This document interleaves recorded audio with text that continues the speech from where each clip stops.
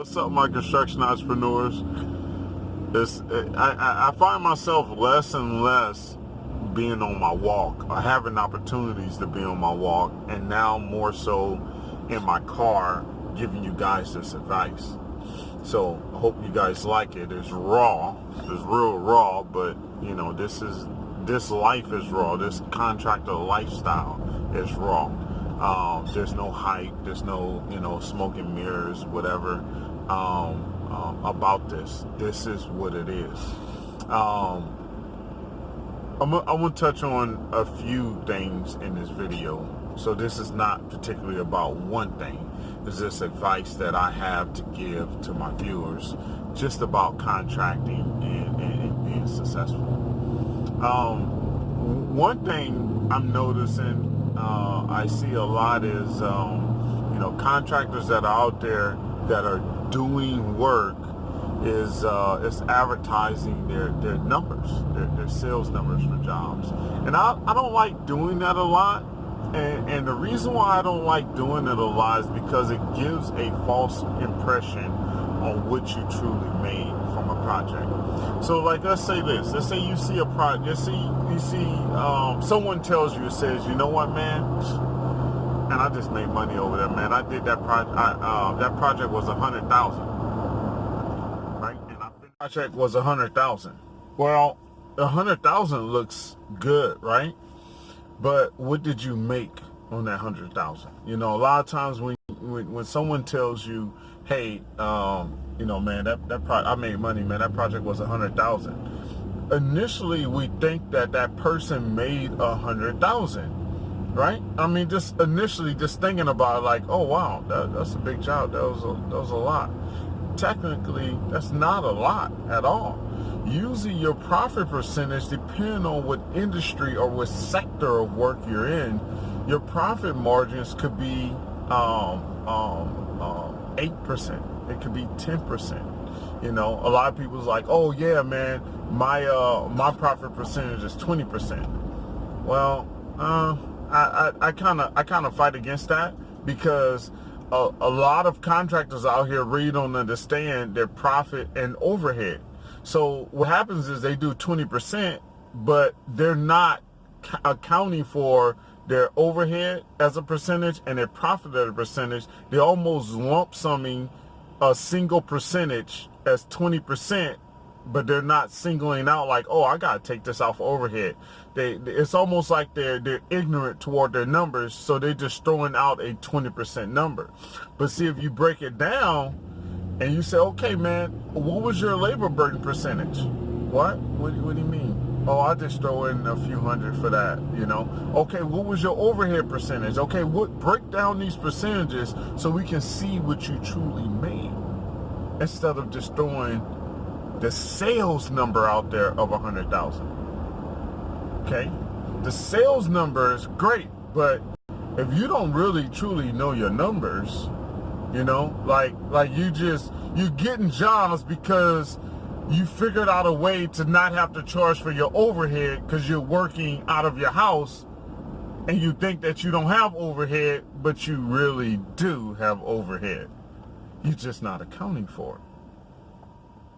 So don't believe the hype in that, you know, and this is one of the main reasons why we fail as contractors, why we're not successful, is because we do not understand our numbers. That is the main factor. We do not take the time to understand our numbers. And what does that come from? Well, that comes from who? Let's think about this. Who becomes contractors? Tradesmen. Tradesmen become contractors. We go out there, we do the work, we get good at doing the work, we become a tradesman because we understand the work, whatever trade it is, whatever type of work it is, it doesn't matter. Flooring, fencing, or all the above.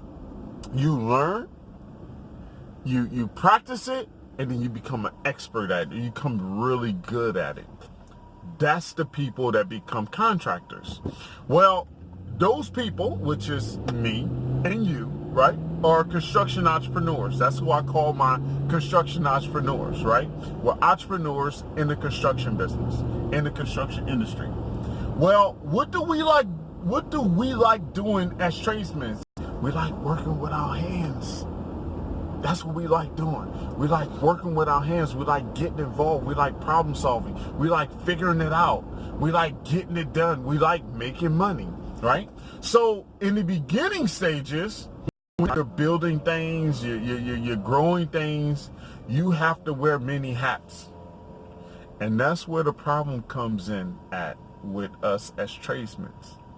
We want to wear the field hats, but we don't want to wear the office hats. Watch my video I did of Paperwork Monster, right? Everyone believes that paperwork is a monster. And majority of this paperwork is very simple and the same, right? What I mean the same is that the requirements that people require of you of documentation is the same across the board 90% of the time. The same information you gave to one contractor is the same information you have to give to an owner. It's the same information you have to give it to a vendor or a distributor or whoever it is. It's the same information. They want the same stuff. We get intimidated because, you know, we get a stack of papers in our email and it's more than 3 sheets. And we're like, oh yeah, I'll read that later. Oh yeah, I'll do that later. And they start asking for numbers, you know. A lot of us in this industry right now, we'll have workers' comp. We don't even know what a mod rate is, right? We don't even know what a mod rate is, modification rate. We don't even know what a mod rate is. And how can that affect you with your mod percentages, right? How can it affect you getting contracts, being on certain jobs? We don't even understand that, you know? And that's the advice that I give out, you know? Understanding about, you know, different percentages that help you get work, that help you make money, you know, instead of just like, oh yeah, I land a $60,000 job. So what? $60,000 is nothing. And look at this. This is another thing. So you see these folks that yell out, oh, this was a $200,000 job. Oh, this was a $60,000 job. But when they're only doing that job and their overhead profit percentage, labor burden percentage is not correct, it's almost like they better hope nothing large happens, right? They better hope nothing large happens, because if it does, you can't support yourself. Why? Because if you're out there, right? If you're out there and you're not accounting for the things that you need to account for, and you're basically like, yeah, this is what I made, and you go out there and spend that's not your money. That money actually is allocated for something else that you're not accounting for. See, the allocation is wrong, right? So, and then if they're only doing that job, like, oh yeah, so I did that $100,000 job, and it took me a month, or it took me 2 months, or whatever it is. Well, that's the only job they're doing. And you got to understand that as a contractor, you cannot do only one job. Why? Because if you're not counting, if you're not working that job and counting yourself as a wage, not profit. Remember, profit is not wages, and wages is not profit. That video is coming soon as well. So if you are not counting yourself as a wage and you're only counting the profits as your wage, then you're literally working for less than minimum wage. And that's what a lot of us will find out, is that we count these profits on these jobs as wages. We're like, oh yeah, that's what we'll make. Oh yeah, I'll be out there for, 30 days and I'll make $5,000.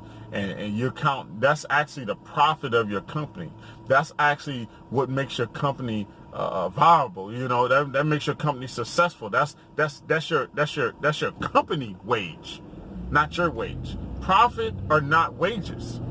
Okay, if you're going to work on the job and you're going to do the work on the job, then stop accounting for everyone else's wage and missing yours if you're working on a job.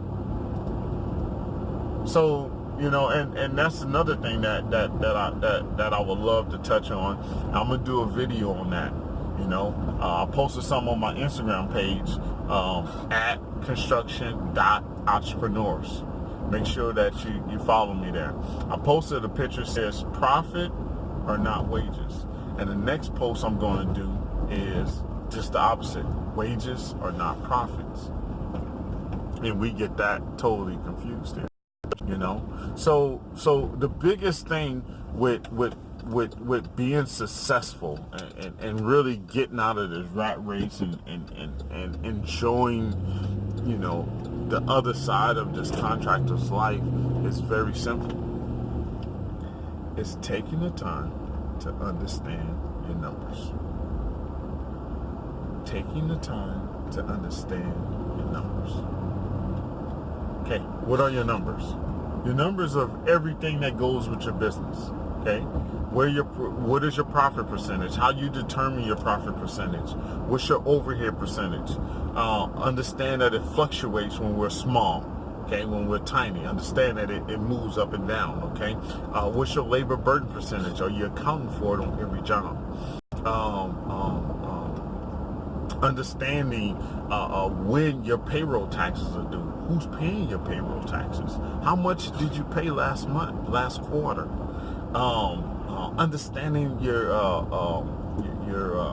you know, how much you pay out in workers' comp, which is part of your labor burden, right? You gotta understand these things. Okay, this is part of it. Okay, this is part of it. We gotta understand this and make this thing work. Because if you don't understand it, then you're literally just getting by. Remember what I said before. A lot of us are just doing a trial and error period, right? We're just doing trial and error, and most of us don't make it over that trial and error hurdle. So that's what we're doing. Oh, let's just try this. Oh, I didn't. Okay. Oh, let's try this. Oh, and then you get hit, boom, upside the head hard enough, and you lose your license. You get hit, boom, upside the head hard enough, and it puts you, you know, it affects your confidence, right? It affects your determination. All this hits us. So stop doing that and get the information that you need so you can be successful. Stop holding back. Stop holding back to learn this. Okay? And we have to sit down and understand our numbers. That's very, very important. And I'm gonna let you go with that, my construction entrepreneurs. Just a morning rant about a number of things that I feel that you should know and that you should understand. If you like this video, make sure you share it. Share it with somebody, okay? Because there's a lot of hype out there and a lot of people out there not even sharing the nitty-gritty with us about this construction entrepreneur lifestyle. Remember, my construction entrepreneurs, hustle hard and then hustle harder. I'm gonna let you go with that. Catch you on the next.